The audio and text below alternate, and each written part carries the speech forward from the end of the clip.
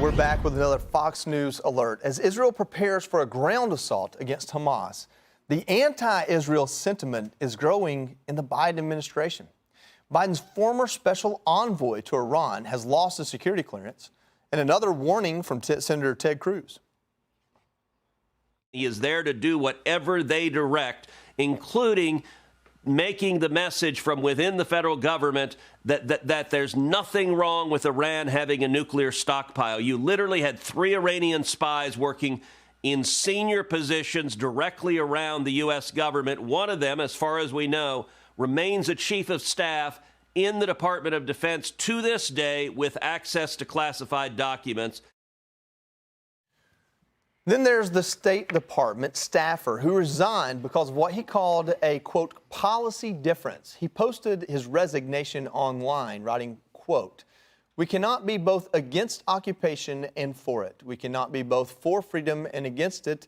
And we cannot be for a better world while contributing to one that's materially worse." That same staffer helped clear the way for weapons worth billions to go to Ukraine. He didn't seem to have any qualms about supporting that aid. The post from his LinkedIn says that he was, quote, immensely proud to be part of this team and exhausted, slightly exhausted, but mostly proud. Griff, I want to go to you first. So this guy's name, his name is Josh Paul, and there's some reporting on it, and I want to pull this up. This is a New York Times article by Josh Ismay. It says, State Department official resigns over arms transfer to Israel. Here's the quote we have from the article. It says, in an interview, Mr. Paul said that Israel's cutting off of water, food, medical care, and electricity to Gaza, a territory of 2 million people, should prompt protections in a number of long-standing federal laws intended to keep American weapons out of the hands of human rights violators, but those legal guardians are failing, he said. Griff, does he have a point? This is unbelievable, and you laid it out perfectly, Joey, because in the same breath, this is the guy, Josh Paul, who was providing aid from our president's direction to the State Department to Ukraine.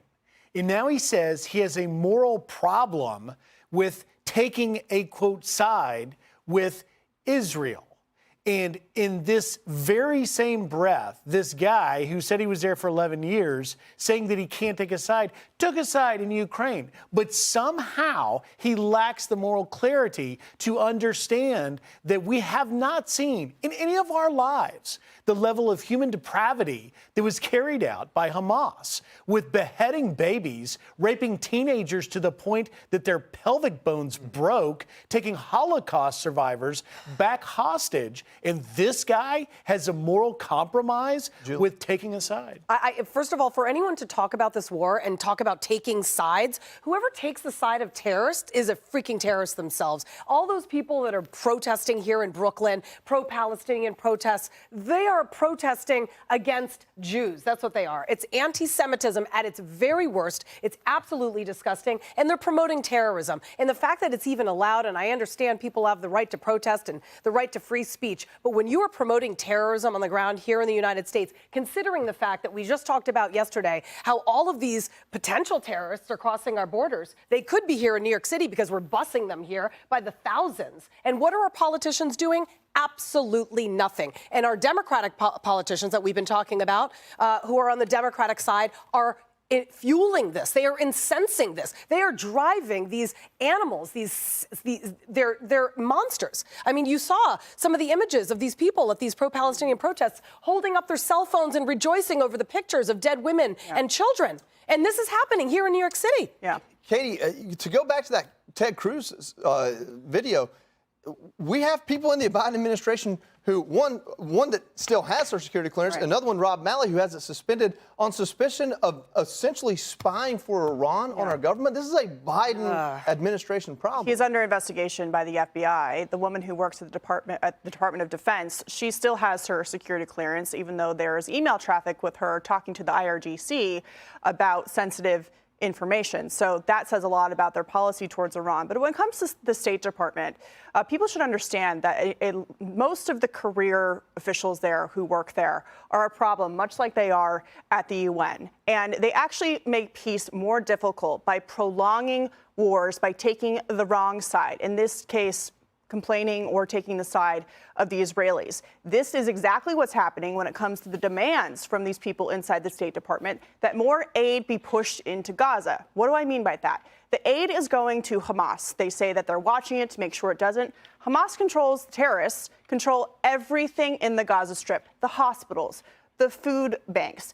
Everything that is there, they control. And none of these people are holding them accountable or pointing out the facts that the reason why Gaza doesn't have water is because the terrorists have been digging up water pipes for 2 decades to use them as rocket launchers and to turn them into rockets to use against civilians. They don't have any infrastructure because they used all of the concrete that the State Department and the UN have pushed into the Gaza Strip to build tunnels to, again, attack Israelis. But Israel left in 2005. They left them greenhouses. They left them the beach. They left them everything they needed, and this is what they did with it. Well, that was my point, is that Hamas has controlled it not just as of yesterday or last month. It's for the last 16 years. And on top of that, Israel, by the way, has taken a public position in supporting aid into the southern part of Gaza. The order to get out is the Gaza Valley, that southern line you see drawn about halfway through the map.